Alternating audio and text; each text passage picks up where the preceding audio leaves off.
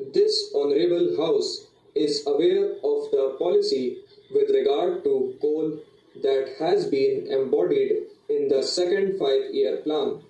The target of coal production at a figure of 60 million tons per annum has to be attained at the end of the second five-year plan. That means an increase of 22 million tons over the existing production of roughly 38 million tons. Of these additional 22 million tons, 12 million tons of additional coal production will be in the public sector and 10 million tons in the private sector. To attain this target in the public sector, the government has established a National Coal Development Corporation. The functions of that corporation are to work those collieries which at the moment are under state control and also to develop new collieries so that this additional target of 22 million tons may be attained in the second five-year plan. When the coal position was examined, it was found that all the important area wherefrom coal could be exploited were covered either by prospecting leases or by mining leases. In order that the government might be able to produce additional coal in the public sector, it is necessary that we should have the power to acquire rights with regard to those areas of land where coal is likely to be found. This bill, therefore, gives the necessary authority for that acquisition of rights which will confer upon the state ultimately when the various proceedings which are mentioned in this bill are taken, the right to exploit coal and develop those coal fields. The pattern upon which this bill has been framed is a pattern with which that Honorable House is familiar. The broad pattern with regard to the procedure follows the pattern laid down in the Land Acquisition Act. There are two stages at which different notifications are issued.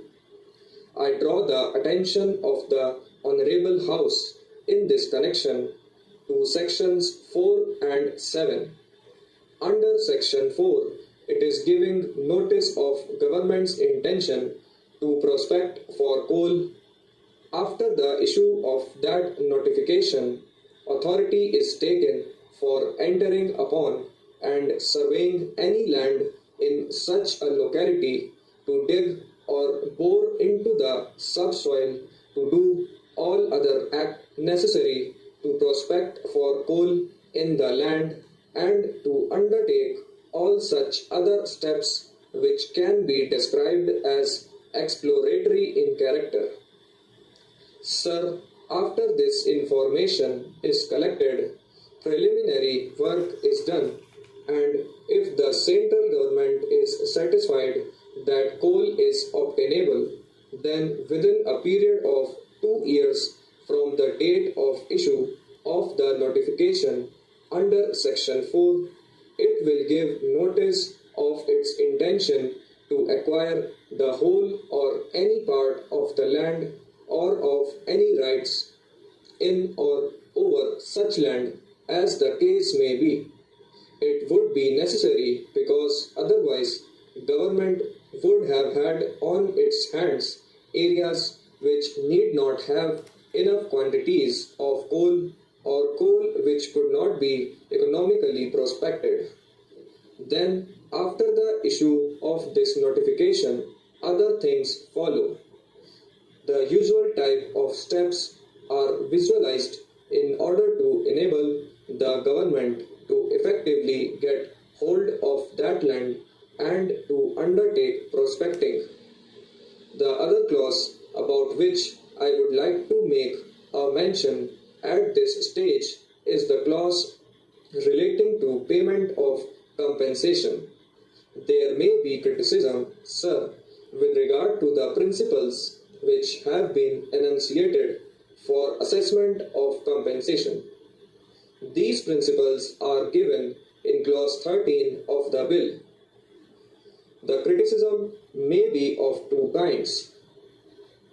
My friends opposite may criticize it on the ground that the principles that have been laid down are too liberal and are weighted in favor of those whose rights are to be acquired.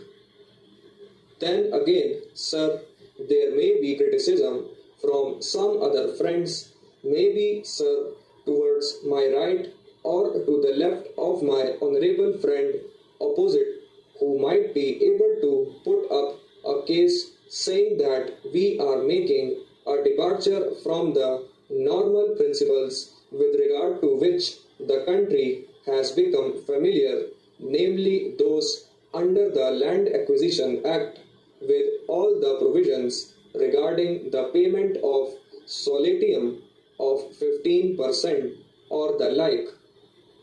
Government, sir, in this particular case have adopted a pattern, some indication of which had already been given by Parliament.